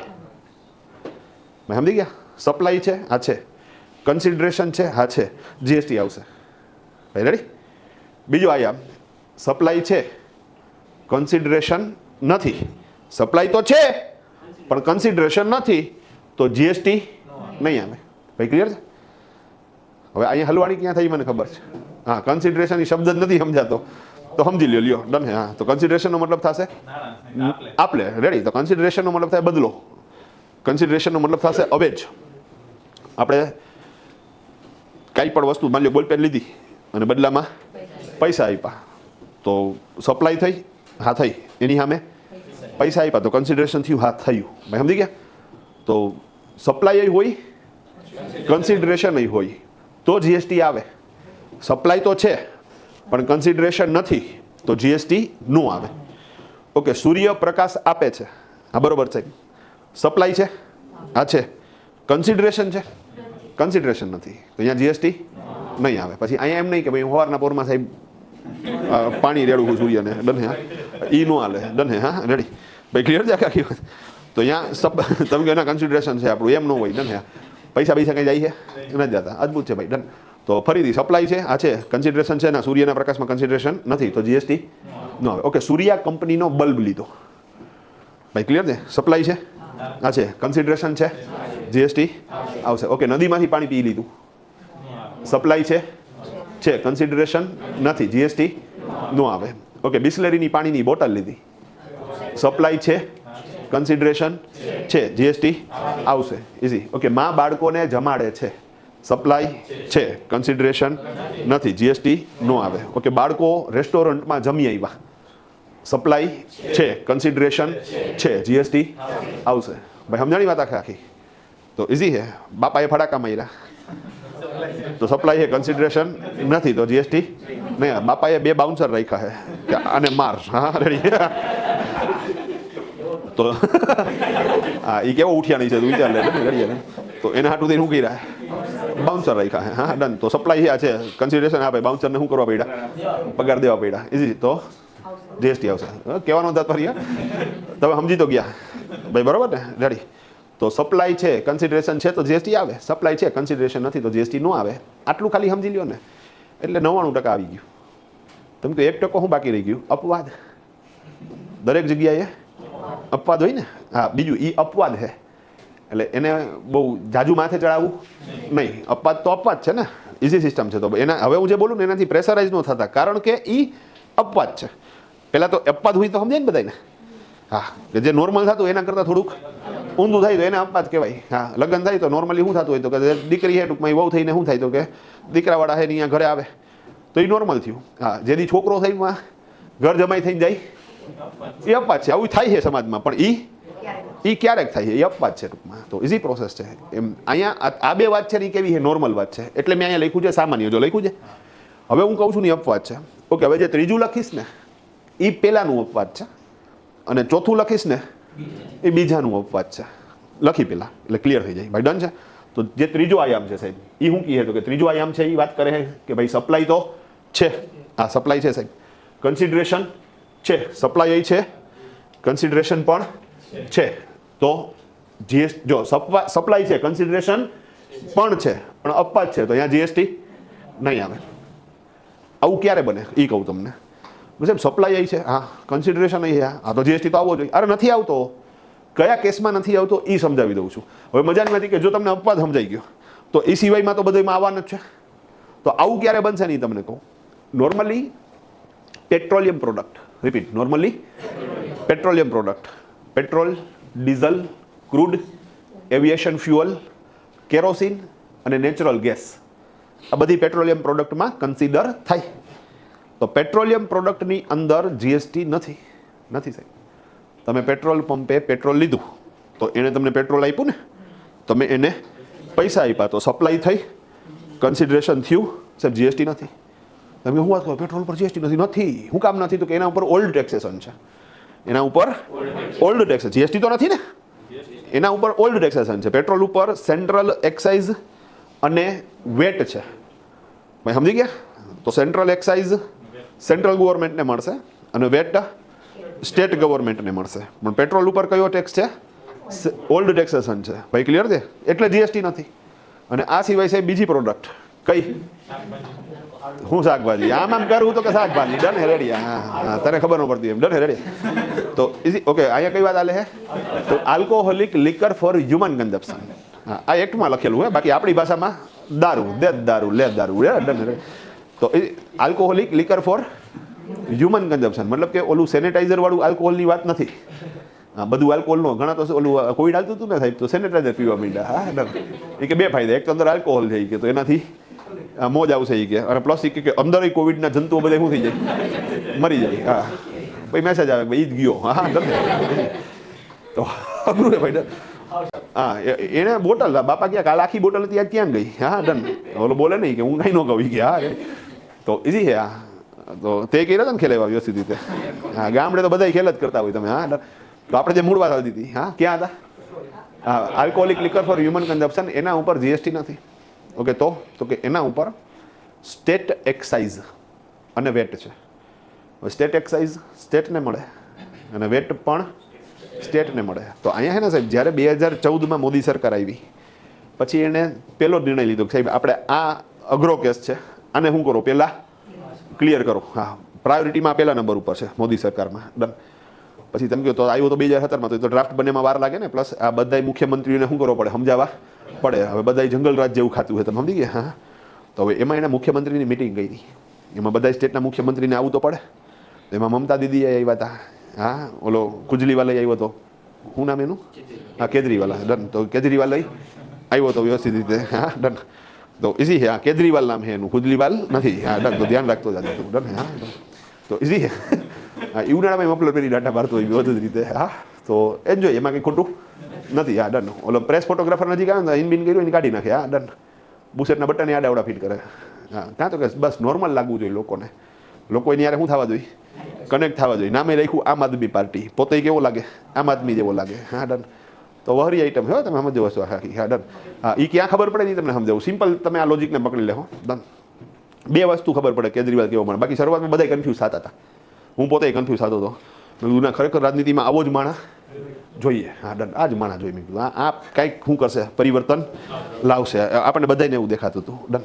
તો ભગવદ્ ગીતામાં લખ્યું કે તમે જ્યારે કોઈ માણસને વર્તી ન શકો ને કે આ માણસ કેવો છે, ઘણી વખત તમે કોકને જજ નહીં કરી શકો. ડન. કે સારો છે કે તમારે ખાલી શું કરવાનું ખબર, તમારે એ જોવાનું કે એ કોની હાઈ રહે, એ કોની હાઈ રહે. ડન. ઓકે, કર્ણ સારો કે ખરાબ, તમે કન્ફ્યુઝ છો, તમે સમજી ગયા? ડન. તો હવે ખાલી નિરાતે જો એ કોની આ રહે, તો કે સાહેબ એ દુર્યોધનની હાઈ રહે. આ તો એ ખરાબ માણસ છે. દ્રૌપદીનું ચિરહરણ થતું હતું ત્યારે સાહેબ કર્ણ પોતે ઊભો થઈ ગયો હોત તો ન થાત ને, વાર્તા પૂરી થઈ ગઈ. પણ સાહેબ એહસાનમાં દબાઈ ગયો જણ વ્યવસ્થિત રીતે. હા, અને ખોટી વસ્તુને શું કરવા માંડ્યો, એ સાથ દેવા માંડ્યો. તો અહીંયા સાહેબ હું કન્ફ્યુઝ થતો હતો. હું ક્યારે ક્લિયર થતો કે સાહેબ આ બાપુ આવી ગયા કેજરીવાલ. પછી બિહારમાં ચૂંટણી હતી. કેજરીવાલનો મૂળ મુદ્દો કયો હતો તો કે ભ્રષ્ટાચાર. એને ટાર્ગેટ કરીને આવ્યો હતો, લોકપાલ લઈ આવશું, ના કરશું, તે કરશું. એ મુદ્દા વયા ગયા ને લિસ્ટમાંથી. ઘણા તો ખબર નહીં હોય કે આ લોકપાલના હિસાબે શું થયો હતો, આવ્યો હતો. હા, ડન. અત્યારે ખબર જ નથી લોકપાલ શું છે ને ક્યાં આંટા મારે છે. હા, ડન. હવે એ ભ્રષ્ટાચારને ટાર્ગેટ કરીને આવ્યો હતો. હવે સાહેબ એ બિહારની ચૂંટણીમાં લાલુ પ્રસાદ યાદવનો હાથ ઊંચો કરે છે. અરે ભાઈ, આ બ્રાન્ડ એમ્બેસેડર છે. હા, ભ્રષ્ટાચાર કોને કહેવાય, એ આ બધા બાળકોને આણે શું કર્યું, શીખાડ્યું. હા, ડન હે. હા, આમ નાના હતા સાહેબ, ચોથા ધોરણમાં 5મા ધોરણમાં ભણતા ત્યારે ન્યૂઝપેપરમાં પહેલી વખત આવા શબ્દો જોયા, ભ્રષ્ટાચાર. હા, ડન. એટલે અમને પહેલાં તો એ શબ્દ નહોતું સમજાતું કે ભ્રષ્ટાચાર એટલે શું. એટલે પછી સમજાવ્યું બાપુજી કે આને પછી સાહેબ અમારે ઓલું વક્તૃત્વ સ્પર્ધા આવે તો એમાં ભ્રષ્ટાચારનો મુદ્દો આવે. પછી અમે શું કરીએ સાહેબ, તો કે અમે રિસન્ટલી કાંઈ પણ બન્યું ને તો એના મુદ્દાઓ એટલે હું આપણા નંબર આવવાના ચાન્સીસ વધી જાય. હા, ડન. તો એમાં લાલુના એક્ઝામ્પલ આપતા, કારણ કે લાલુએ એ વખતે ચારાકાંડ કર્યું હતું. કેવડું હતું કે સાહેબ 9,000 કરોડ. એટલે ડન. લખ નહીં લખાય તારાથી. હા, ડન. ખાલી એક જ સરસ કે 9,000 કરોડ આંકડામાં શું કરી દે, લખી દે તારા. તો કે ના, એ નહીં ભેગું થાય. રેડી. 9,000 કરોડ રૂપિયાનું. હા, ડન. એને 9 બાળકો એકચ્યુઅલી. તો બધાયના 1,000 કરોડ. આને કહેવાય પ્લાનિંગ. હા, મૂકી તારા બાપા એફડી તારા નામે કોઈ નહીં. હા, લાખની એફડી આપણે નથી મૂકતા ને આ 1,000 કરોડ દરેકને. તમે સમજો વાત ને. હા, તો ઇઝી. લાલુની ગણતરી હતી કે આપણે આઈપીએલ ચાલુ કરશું કે આપણું પોતાનું. તો 9 આ ને 2 પોતે. હા, તો થાય ને ટીમ આઈપીએલની. તો ઇઝી છે સિસ્ટમ. હા, એમાં કંઈ ખોટું નથી. અદ્ભુત કાર્યક્રમ ભાઈ. ડન. અને ઓલો રમતોય ખરી. આમાં ઘણા નહીં ખબર હોય. તેજસ્વી યાદવ છે ને, એ આઈપીએલમાં રમતો, ખબર જ નહીં તમને? એ દિલ્હી ડેરડેવિલ્સમાં કે શેમાં એ રમતો ટૂંકમાં આઈપીએલની અંદર. તેજસ્વી યાદવ જે મુખ્યમંત્રીનો ઉમેદવાર છે, એ લાલુનો છોકરો. હા, ડન. તો અદ્ભુત. પણ અગેન આપણે જે મૂળ વાત ચાલતી હતી, હા, કેજરીવાલ એનો હાથ ઉપાડ્યો ને મેં કીધું બસ પૂરું થઈ ગયું. અહીંયા આની છાપ શું થઈ ગઈ આપણા નજરમાં, ખતમ. ડન. આ પતી ગયેલો માણસ છે. હા, તો અદ્ભુત છે. પણ અગેન આપણે જે મૂળ વાત ચાલતી હતી, હા, તો એ મુખ્યમંત્રીની જે મિટિંગ થઈ, વાત તો અહીંયાથી ચાલુ થઈ હતી ને. હા, રેડી. હા, પાછું તમે ભૂલી જાઓ, મારે તો ગાડી પકડાવી ને તમને. હા, રેડી. તો એ મુખ્યમંત્રીની મિટિંગ આવતી હતી ને સાહેબ, તો એ વખતે અમુક મુખ્યમંત્રીએ એવું કીધું એ કે જો આમાં છે ને એક એવો નિયમ છે કે ખાલી સેન્ટ્રલ ગવર્મેન્ટ ધારે તો જીએસટીનો એક્ટ ન આવે. કારણ કે જીએસટીનો એક્ટ છે ને સાહેબ, એ તમારે લોકસભામાં પાસ કરવો પડે, રમતા રમતા થઈ જાય. રાજ્યસભામાં પાસ કરવો પડે, આંકડું પડે. એનાથી વધારે આંકડું દરેક રાજ્યની વિધાનસભામાં બિલ પાસ કરવું પડે. વિચારો તો ખરી, દરેક રાજ્યની વિધાનસભામાં બિલ પાસ કરવું પડે અને ધેન આફ્ટર રાષ્ટ્રપતિ સહી કરે ત્યારે શું થાય, એક્ટ બને. તો સ્ટેપ બાય સ્ટેપ અઘરું કામ હતું. તો આણે કીધું ભાઈ દરેક રાજ્યના મુખ્યમંત્રીને વિશ્વાસમાં લેવું તો એ શું કરશે પોતાના રાજ્યમાં, અને એમાં સેન્ટ્રલ ગવર્મેન્ટનો કોઈ કંટ્રોલ જ નથી, એના રાજ્યમાં તો એનો કંટ્રોલ છે. તો પશ્ચિમ બંગાળમાં તો જે મમતા દીદી કહે એ જ થવાનું છે, સિમ્પલ વસ્તુ, ડન. તો એ બધાને બોલાવ્યા, એને ખબર હતી કે ભાઈ અત્યારે શરૂઆતમાં સારા સંબંધો હોય, પછી તો હાવ વણસી જાય. અત્યારે તમે ધારો તો કાંઈ થાય ન થાય, ત્યારે હજી શરૂઆત હતી તો વાંધો નહોતો. તો મમતા દીદીએ બહુ સરસ સજેશન આપ્યું કે બે પ્રોડક્ટને કેવી રાખો સાહેબ, બહાર રાખો. શું કામ? તો કે પેટ્રોલિયમ પ્રોડક્ટ છે ને એમાં એક તો આખું ડિસ્ટ્રીબ્યુશન ચેનલ અલગ છે, અને એમાં ટેક્સ હાઈ છે. માની લો 33% ટેક્સ હોય તો પ્રેક્ટિકલી 100 રૂપિયાનું પેટ્રોલ હોય તો એમાં 30 રૂપિયા એક્સાઇઝના એડ થાય, અને એ જે 130 રૂપિયા છે એના 3% એટલે 13 આપણે લમસમ 40 ગણો ટૂંકમાં, તો 40 રૂપિયા વેટના એડ થાય. તો ટોટલ તમને 100 રૂપિયાનું પેટ્રોલ કેટલામાં મળે? 170માં. અને આ રિયલ છે વાત. હવે કે જો તમે જીએસટીના દરમાં ખાલી પેટ્રોલ માટે 70% દર રાખશો ને તો એ થોડુંક પબ્લિકને ખૂજશે, દેખાય ને કે ઓહો જીએસટીના દર કેટલા ટકા. હવે એ ખાલી પેટ્રોલ ઉપર જ હોય કરોડો પ્રોડક્ટમાંથી, પણ છતાં એ ખૂજશે એ કે. તો આ એક તકલીફ છે. અને આપણે કાંઈ 28% સ્લેબમાં તો એને લઈ જઈ શકશું નહીં. તો એ કે પેટ્રોલને અલગ રાખો એ કે. અને સાથે સાથે માની લો કે જીએસટીનું ઇમ્પ્લિમેન્ટ કરીએ અને માની લો કે એમાં કંઈક પ્રોબ્લેમ આવ્યો તો પેટ્રોલના પૈસામાંથી તો આપણને ટેક્સ મળવાનો જ છે, તો એમાં આપણે સર્વાઈવ કરી જશું. તો વાત તો હાજી. આ શું હતું, ભાવતું તું વૈદે કીધું, મતલબ ઓલરેડી સેન્ટ્રલ ગવર્મેન્ટ એ જ દીધી કે ભાઈ પેટ્રોલને કાંઈ થોડું જીએસટીમાં નાખાય, સમજી ગયા. તો એ કે ઓકે. પછી એને બીજી શરત રાખી. હા, પહેલી શરતમાં એ ડિસ્કશન થયું કે ભાઈ પેટ્રોલને ભવિષ્યમાં એ લોકો શું કરશે, જીએસટીમાં લઈ આવશે. હા, લાગતું નથી કે લઈ આવે, કારણ કે આમાં કોઈ સ્ટેટ હા ન પાડે. હું કામ હા ન પાડે? તો કે સાહેબ અત્યારે તમે જો તો 33% છે, એમને વાત કરું, એક્ઝેક્ટ દરેક સ્ટેટમાં અલગ અલગ હોય, પણ 33 છે માની લો. તો દેખાવે 33 છે, પણ એક્સાઇઝ 30 હોય તો ઇફેક્ટિવ રેટ વેટનો સાહેબ 40% થઈ જાય, કારણ કે એ તો કાસ્કેડિંગ ઇફેક્ટ આવે ને. હવે જો જીએસટીમાં નાખો તો બેને કેવા મળે? સરખા મળે, કારણ કે જીએસટીની અંદર કાસ્કેડિંગ ઇફેક્ટ વહી ગઈ. તો 100 રૂપિયાનો ટેક્સ છે, 30% હોય તો 30 રૂપિયા જ લાગે. એમાં 130 ઉપર પછી 30% ન લાગે. આ ગેમ સમજાઈ ગઈ તમને આખી? તો સ્ટેટ ગવર્મેન્ટને પૈસા થોડા કેવા મળે? ઓછા મળે, સિમ્પલ વસ્તુ. સાથે સાથે એણે કીધું કે ભાઈ ટૂંકમાં લીકર ઉપર તો કોઈ દિવસ અમે જીએસટી આવવા જ નહીં દે, કારણ કે જો લીકર ઉપર જીએસટી આવે તો જીએસટીના બંધારણ મુજબ પાછા 2 ભાગ પડે. જ્યારે લીકરના તો 2 લાડવા રાજ્ય સરકાર પાસે છે, એને સ્ટેટ એક્સાઇઝ પોતાને મળે, વેટ પોતાને મળે, અને કેવડો તો કે 2 ફાર્મ. રિપીટ, કેવડો? 2 ફાર્મ મળે સાહેબ. હા, કાં તો કે સાહેબ પ્રેક્ટિકલી વિચારો તો સાહેબ 200% ટેક્સ છે. કેટલો? 200%. હવે સાહેબ બિચારો 500 રૂપિયાની બોટલ હોય ને તો એમાં 200% તો ટેક્સ એડ થાય. તો એ બોટલ થઈ ગઈ છે તમારી 1500 રૂપિયાની. 1500 રૂપિયામાં 1000 રૂપિયા ખાલી કોને મળ્યા? સરકારને. ઓકે, 500 રૂપિયા કોને મળશે? તો એ તો બધાને મળશે ને. માની લો કે બોટલ બનાવવાનો ખર્ચો 200 રૂપિયાનો થયો છે. હવે મેન્યુફેક્ચર એની બોટલ 300માં વેચે તો મેન્યુફેક્ચરરને કેટલા રૂપિયા મળે? 100 રૂપિયા. મતલબ કે જે દારૂ બનાવે છે એ ફેક્ટરીને ખાલી 100 રૂપિયા મળ્યા, હોલસેલરને 100 રૂપિયા મળ્યા, રિટેલરને 100 રૂપિયા મળ્યા. એ ત્રણેયને 100 રૂપિયા મળે, સરકારને 1000 મળે. મતલબ કે તમે જેટલો દારૂ પીવો સરકારને મોજ જ આવે. કાં તો સાહેબ એને શું થી રાખે? આ વખતે જ રાખે. અને એટલા હાટું થઈને તો સાહેબ જ્યારે કોવિડ થયું પછી જ્યારે લોકડાઉન ખોલવાની વાત આવી ત્યારે સૌથી પહેલાં શું ખુલ્યું? દારૂના બધા ઓલા દુકાનો જ ખુલ્લી ટૂંકમાં. કાં તો કે સાહેબ ત્યાંથી સરકારને આવક થાય તો સાહેબ સરકારને થોડુંક બૂસ્ટ મળશે ટૂંકમાં, સિમ્પલ વસ્તુ. તો ઇઝી. તો એ તો ભવિષ્યમાં કોઈ દિવસ એ લોકો નહીં લઈ આવે. મોદીજી કે ઓકે, કાં તો કે એને ગમે એમ કરીને શું કરવું હતું? જીએસટી લઈ આવવું હતું. એ કે ઓકે, એ કે સાહેબ ડન કરો. તો સાહેબ 2 પ્રોડક્ટ એવી કે જેના ઉપર ઓલ્ડ ટેક્સેશન છે પણ જીએસટી નથી. સાથે સાથે અમુક સર્વિસીસ અને અમુક વસ્તુઓ એવી છે કે જેના ઉપર ઓલ્ડ ટેક્સેશન નથી અને જીએસટી પણ નથી. ફોર એક્ઝામ્પલ ઇલેક્ટ્રિસિટીનું બિલ, તો એના ઉપર કોઈ ઇનડાયરેક્ટ ટેક્સ નથી ભાઈ, ડન. બીજું આ બધું હું જે બોલું છું ને એક્ઝમ્પ્ટેડ વાળું છે. હવે એક્ઝમ્પ્ટેડ અલગ વસ્તુ છે અને ઝીરો રેટેડ અલગ વસ્તુ છે. પાછું એને મિક્સ ન કરતા તમે ભાઈ, સમજી ગયા? એક્ઝમ્પ્ટેડ અલગ છે અને ઝીરો રેટેડ અલગ છે. ઝીરો રેટેડમાં ભવિષ્યમાં એ લોકો રેટમાં ફેરફાર કરી શકે. એક્ઝમ્પ્ટેડ માટે ફેરફાર કરવો હોય તો એ લોકોએ એનું બિલ પાછું શું કરવું પડે? રિવાઇઝ કરવું પડે. તો ઇલેક્ટ્રિસિટીના બિલ ઉપર કોઈ ઇનડાયરેક્ટ ટેક્સ નથી. ઓકે, એવી જ રીતે બાળકોની સ્કૂલની ફી, શિક્ષણની, એના ઉપર કોઈ જીએસટી નથી. ક્લાસીસની ફીમાં છે પણ સ્કૂલની ફીમાં, શૈક્ષણિક કાર્ય માટેની ફી છે એમાં નથી. ભાઈ ક્લિયર છે આખી વાત? ડન. ઓકે, એવી જ રીતે ઇન્વેસ્ટમેન્ટ, મની માર્કેટમાં જીએસટી નથી. તમે શેરનું ખરીદ વેચાણ કરો, જીએસટી નથી. કેમ કે હમણાં જ કંઈક ટેક્સમાં ફેરફાર થયો, એ જીએસટી નથી સાહેબ, એ છે STT, security transactions tax. GST નથી. એક જણો મારી આગળ બિલ લઈ આવ્યો, મને કે આ શેરનું બિલ કે આ રહ્યો જીએસટી એમાં લખ્યો છે કે ડન. બધું શેરની વેલ્યુ ઉપર જીએસટી નથી. તમે શેરનું ટ્રાન્ઝેક્શન્સ કર્યું છે તો કોઈ દલાલ થ્રુ કર્યું છે તો એ જે બ્રોકર છે એની જે બ્રોકરેજ લાગી છે એ બ્રોકરેજ ઉપર જીએસટી છે. માની લો કે સાહેબ 0.5% બ્રોકરેજ હોય તો 2 લાખ રૂપિયાનું ટ્રાન્ઝેક્શન કર્યું હોય તમે તો એનો 0.5% એટલે 100 રૂપિયા થયા અને 100 રૂપિયા ઉપર 18 રૂપિયા જીએસટીના એડ થયા છે 2 લાખની વેલ્યુ ઉપર સાહેબ એ લોકોએ નથી લીધા કારણ કે જો 2 લાખની વેલ્યુ ઉપર લે તો હળગે વાતાવરણ ખાલી સાહેબ તમે સમજો 0.02% એસટીટી હતો એની બદલે ખાલી શું કર્યું એને 0.05% કર્યો તો પ્રેક્ટિકલી સાહેબ લાખ રૂપિયાનો માલ હોય એના ઉપર જ્યાં એસટીટી 20 રૂપિયા થતો હતો એની બદલે 50 રૂપિયા કર્યો બાબુ જાજો ફેરફાર ઓમ તમને પહેલી નજરે દેખાય 150% પણ જાજો ફેરફાર નથી પણ જો મૂળ કિંમત ઉપર જીએસટી લેવાનું ચાલુ કરે તો લાખ રૂપિયા પર 18,000 રૂપિયા જીએસટી થાય હવે સાહેબ 30 રૂપિયા વધુ એમાં સાહેબ શેર માર્કેટ ડાઉન થઈ ગયું તો પ્રેક્ટિકલી 18,000 રૂપિયાનો જો ટેક્સ નાખે તો શેર માર્કેટ શું થઈ જાય છે તમારું ઝીરો થઈ જાય તો શેર ઉપર એફડી ઉપર મ્યુચ્યુઅલ ફંડ ઉપર ક્યાંય જીએસટી નથી મની માર્કેટમાં ક્યાંય જીએસટી નથી હા તમે એના માટે થઈને કોઈ બ્રોકર રાખ્યો છે તો એની જે બ્રોકરેજ આવે છે એ બ્રોકરેજ તો એક પ્રકારની દલાલી તો તમારા માટે સર્વિસ થઈ ને ત્યાં જીએસટી છે ભાઈ ઓકે થઈ જાય ડન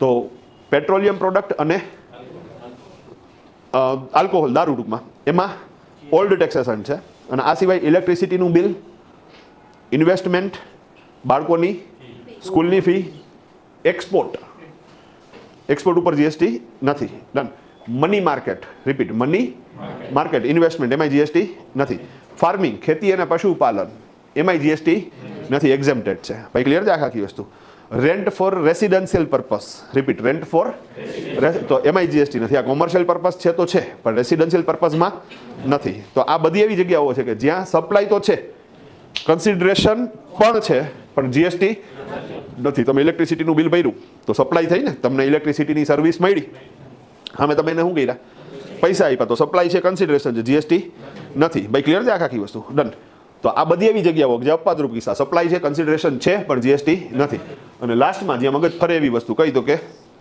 સપ્લાય છે હા છે કન્સિડરેશન નથી સપ્લાય છે કન્સિડરેશન નથી તો નોર્મલી તો અહીંયા જીએસટી શું થવું જોઈએ નો લાગવો જોઈએ અહીંયા શું થાય છે લાગે છે અહીંયા લાગે છે અહીંયા પ્રશ્ન એ થાય સાહેબ આવું ક્યારે બને રિપીટ આવું ક્યારે બને ડન આપણે છેલ્લે જે વાત ન કરી ડિસ્પોઝલ ઓફ ગુડ્સ એન કેન પ્રકારે માલ જાય તો માલ ચોરાઈ ગયો સપ્લાય થઈ માલ ગયો ને કંઈ કન્સિડરેશન થયું નહીં જીએસટી આવશે સમજી ગયા માલ આગમાં બળી ગયો સપ્લાય થઈ આ થઈ માલ ગયો ને એટલે સપ્લાય તમે સમજી ગયા માલ ગયો તો સપ્લાય થઈ કન્સિડરેશન નથી જીએસટી આવશે માલ ધર્માદામાં આપી દીધો સપ્લાય થઈ હા થઈ કન્સિડરેશન નથી જીએસટી આવશે આ હે ને એવો વિચિત્ર ટોપિક હતો સાહેબ કે આમાં અમારે ઘણા બધા સીએ મિત્રો હલવાના હતા મારો એક ભાઈબંધ છે સાહેબ વિશાલ કરીને એ સીએ છે અમે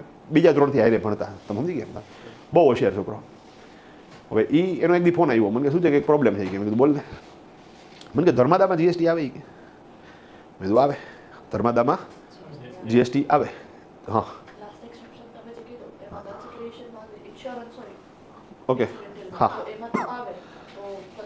ઓકે સમજાવું ભાઈ જો પ્રશ્ન સમજો શું કે છે એણે એવું કીધું કે માની લો આગ બળી ગયો પણ તમે આગનો ઓલરેડી શું કર્યો હતો ઇન્સ્યોરન્સ લીધેલો હતો ભાઈ ક્લિયર છે આખી વસ્તુ ડન તો ઇન્સ્યોરન્સના પૈસા તો આવ્યા ને ડન સાહેબ એ ઇન્સ્યોરન્સના પૈસા જે આવ્યા ને એના માટેનું કન્સિડરેશન તમે પ્રીમિયમના સ્વરૂપમાં ઓલરેડી પહેલાં આપી દીધું હતું એટલે એ અલગ ટોપિક થઈ ગયો આખો કે તમે જ્યારે પ્રીમિયમ ભરો છો એટલે તમને ઇન્સ્યોરન્સના પૈસા શું થયા આવ્યા છે તમે સમજી ગયા છો આખી બાકી માલના તો રૂપિયા વયા જ ગયા જો તમે ઇન્સ્યોરન્સના પ્રીમિયમના ન ભર્યા હોત તો નો આવત ને તો એ એક અલગ વ્યવહાર થઈ ગયો તમે સમજો વાતને તમે ઇન્સ્યોરન્સના પૈસા ભરતા હતા તો એ એક પ્રકારની સર્વિસ થઈ તો ઇન્સ્યોરન્સના પ્રીમિયમમાં ઓલરેડી શું થશે જીએસટી આવશે ભાઈ સમજાણું ઇન્સ્યોરન્સના પ્રીમિયમમાં જીએસટી હા પછી માની લો કે ઇન્સ્યોરન્સનું પ્રીમિયમ છે એ સરકાર 0% કરી નાખે તો નો આવે પણ એ 0% છે એટલે નથી આવતું ભાઈ ક્લિયર છે આખી વસ્તુ પણ ઇન્સ્યોરન્સનું પ્રીમિયમ ભરો છો એટલે તમને ઇન્સ્યોરન્સવાળા શું કરે છે પૈસા આપે છે સિમ્પલ માલ બળી ગયો છે એને તમને ઓમ પ્રેક્ટિકલી કાંઈ પૈસા મળતા નથી ભાઈ ઓકે થઈ જાય છે બધાને ક્યાં ઇન્સ્યોરન્સ મળે છે જેણે પ્રીમિયમ ભર્યું છે એને જ પૈસા પાછા મળવાના છે ભાઈ ક્લિયર છે આખી વાત ડન તો અહીંયા અગેન અમારે ભાઈબંધનો જે ઓલો પ્રશ્ન હતો ડન હવે એ એકચ્યુઅલી છે ને 15 દી અહીંયા હોય 15 દી મોરબી હોય સમજી ગયા તો ભાઈ અહીંયા મોરબીમાં જે આ સિરામિક્સવાળા છે ને એનું એકાઉન્ટિંગ કરે તારો પ્રશ્ન શું છે જવાબ મેં કીધું કાલ દઈશ કારણ કે ટાઈમ થઈ ગયો બરાબર ને ખાલી પ્રશ્ન કહી દો તો એકચ્યુઅલી છે ને કોવિડ વખતે આ વાત હતી કોવિડ ટાઈમની તો કોવિડ વખતે બધે લોકડાઉન હતું તો તિરુપતિ બાલાજી મંદિરમાં નોર્મલી લોકોને ખ્યાલ છે કે એમાં ઘસારો બહુ હોય છે, મતલબ કે હજારોની સંખ્યામાં લોકો લાઈનમાં ઊભા હોય ટૂંકમાં, ને 8-8, 10-10 કલાકે તમારો વારો આવે ને અહીંયા તમે કોઈ એવું એક્સપેક્ટ ન કરો કે જઈને તરત જ તમને દર્શન થઈ જાય. પણ કોવિડમાં મંદિર બંધ કરવું પડ્યું, તો મંદિરના જે ટ્રસ્ટીઓ હતા ને એને એવો વિચાર આવ્યો કે સાહેબ આ ટાઈમ છે રિનોવેશન કરવાનો, બાકી પ્રેક્ટિકલી મંદિરમાં રિનોવેશન પોસિબલ જ નથી સાહેબ. ડન.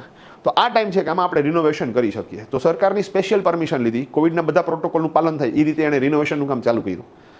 એની ખબર પડી મોરબીના વેપારીને, જેનું એકાઉન્ટિંગ કામ અમારો ભાઈબંધ સંભાળે. તો એણે અહીંયા ટ્રસ્ટીઓનો સંપર્ક કર્યો. એ કહે કે સાહેબ મારે લાદીનું કારખાનું છે, રિનોવેશનમાં જેટલી લાદી જોતી હોય ને બધી હું આપી શીખે, અને આ મોકો મને આપજો. એ કે હા. પ્લસ એ કે એવું નહીં કે મારી પાસે જે વધેલો માલ છે એ આપીશ, તમારો આર્કિટેક્ટ ડિઝાઇનર જે કહેશે એ હું બનાવીશ, ક્વોલિટી ચેક માટે મોકલીશ, એ ઓકે કરશે એટલે એ જ માલ તમને હું મોકલાવીશ, પણ આ મોકો મને આપજો, આવો મોકો મને બીજી વાર નહીં મળે. એ બહુ મોટો ભગત હતો સાહેબ, તમે સમજો વાત. તો એણે 35 લાખ રૂપિયાનો માલ મોકલો. તો ધર્માદો કર્યો ને. હવે એકચ્યુઅલી એના બે પ્રશ્નો હતા. એમાં એક તો જ્યારે માલ મોકલો ને ત્યારે ઓલું ઈ-વે બિલ એનાથી નહોતું બનતું. ઈ-વે બિલ નહોતું બનતું. મને કે ઈ-વે બિલ નથી બનતું. મેં કીધું બને જ ને. મને કે કંઈક પોર્ટલમાં પ્રોબ્લેમ છે. મેં કીધું મેં હમણાં જ બનાવ્યું, પોર્ટલ તો હાલે છે. મેં કીધું મને કે નથી બનતું. કે મેં કીધું કામ કર, એની ડેસ્ક દે, કારણ કે જ્યારે કોવિડમાં તો ક્યાંય બહાર નીકળવાનું નહોતું. હા, તો મેં ટ્રાય કે મારાથી ન બન્યું. બધું એલ મેં કીધું હા. મેં કીધું હમણાં લગી હાલતું હતું, હવે હેંગ થઈ ગયું. મેં કીધું હા ડન. હા, આપણે હું નો આપણાથી થાય એટલે આપણે શું કહી હેંગ થઈ ગયું છે, સર્વર ક્રેશ થઈ ગયું છે. મને કે શું કરવું? મેં કીધું ઉભો આપણે રજનીકાંતને બોલાવી. મેં કીધું રેડી છે? હા. તો મને કે રજનીકાંત છે? મેં કીધું હા. દર્શન સાહેબને ફોન કર્યો. હા હા. જો એનાથી ન થાય તો વાર્તા પૂરી થઈ ગઈ. હા, તમે ટેલીનો કે કોઈ ટેક્સનો પ્રશ્ન લઈને આવો ને જો એ સોલ્વ ન કરે તો એનો મતલબ કે સોલ્વ થતો નથી એમ ટૂંકમાં. તો ઇઝી પ્રોસેસ છે. તો એને કીધું, મેં કીધું ભાઈ આ એક ચેલેન્જ છે. મને કે ના આવા જ દો. કે એને એની ડેસ્ક ઉપર લીધા, એની ખરે. હા, એને ટ્રાય કરી, એનાથી એ ન થયું. હા, પછી અડધી કલાક પછી સાહેબનો ફોન આવ્યો. અમે તો બધા યાર માનીને બેસી ગયા હતા.